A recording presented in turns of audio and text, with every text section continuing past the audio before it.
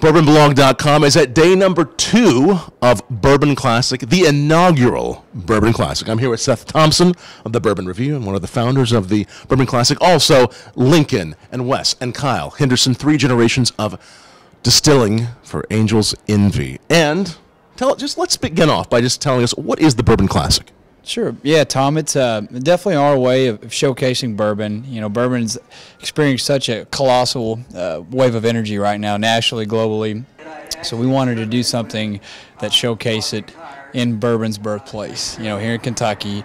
And beyond that, we wanted to show, if you will, a little more of the sexier side of bourbon.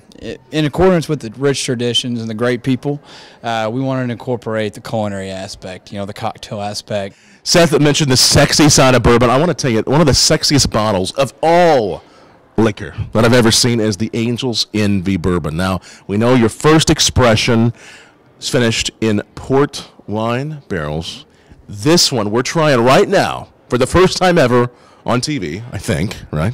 That's right. This is Angel's Envy Rye. Yeah, tell us about it. Okay, we're releasing Angel's Envy, our rye expression, our second expression of Angel's Envy, which we've got here in the glasses now, releasing in about 6 weeks.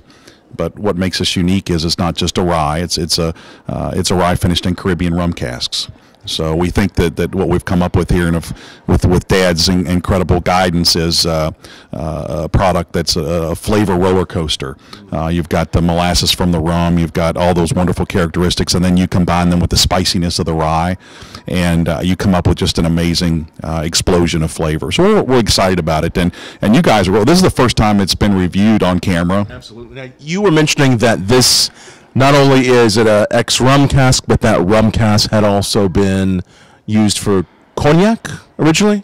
That's correct. The casks came from Cognac Ferrand, and originally they were cognac casks. Then they were used to finish plantation rum.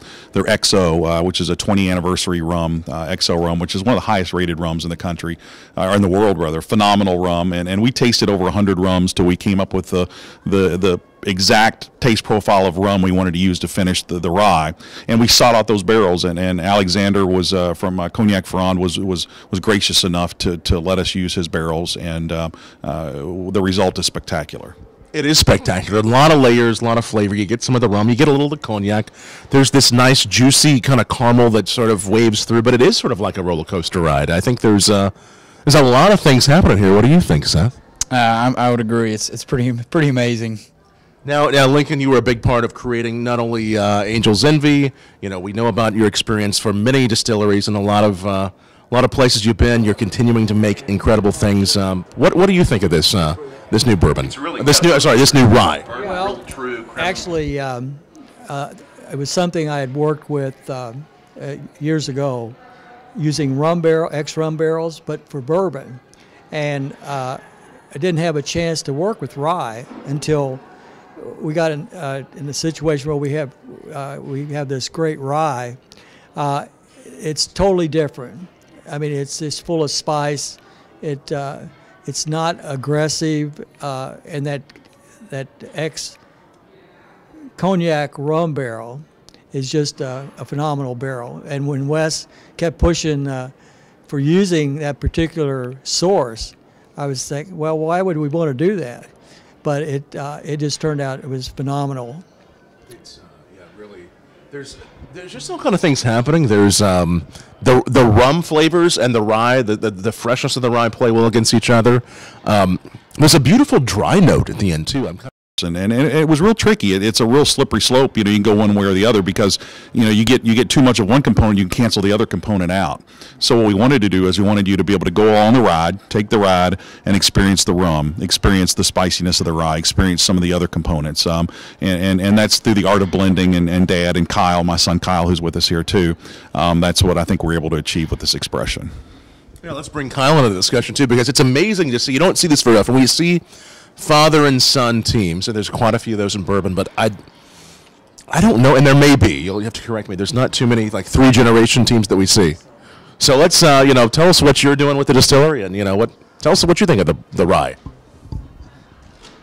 Well, the rye to start is amazing. My dad and my grandfather have been working on this for a while once Angel's Envy launched, and then we developed this line extension just to continue our experiments and to continue our family legacy as it is. But they brought me on to kind of help them with their day-to-day things. My dad basically runs our company by himself for the most part. And it's a lot of work, and that kind of left my grandfather to blend and to choose barrels and to get things bottled. So they brought me on to help out with that. And now I'm slowly learning from my grandfather what is right and what is not.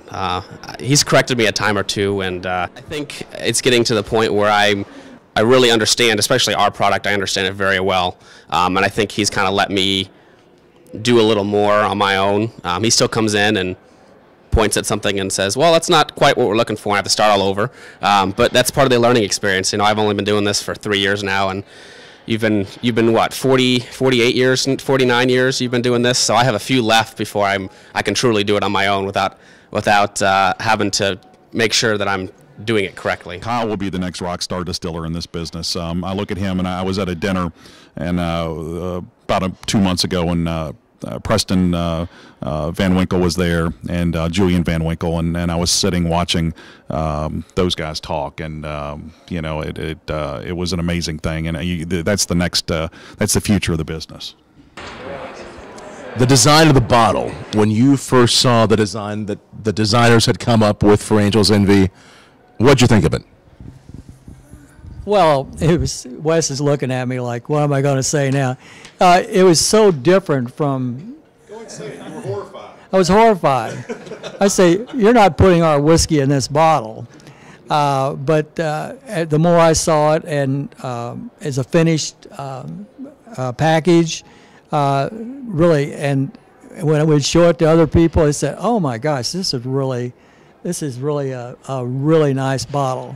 So now I don't think we should have done it any other way. I think it's a great continuation of what you started with Angel's Envy. You look at bourbon, and with its rising popularity, that's one thing that's on my mind sort of constantly, is you want to prove that we're just not a flash in the pan, bourbon as a whole, in this reemergence of it. And I think you have some people out there sort of jumping on the wave and getting on the bandwagon. Well, I think with what you guys are doing, there's longevity there, and it's innovative, and I think that's what bourbon will need to continue to morph and be interesting. To keep the public's attention, keep surprising them, guys. You're doing a great job.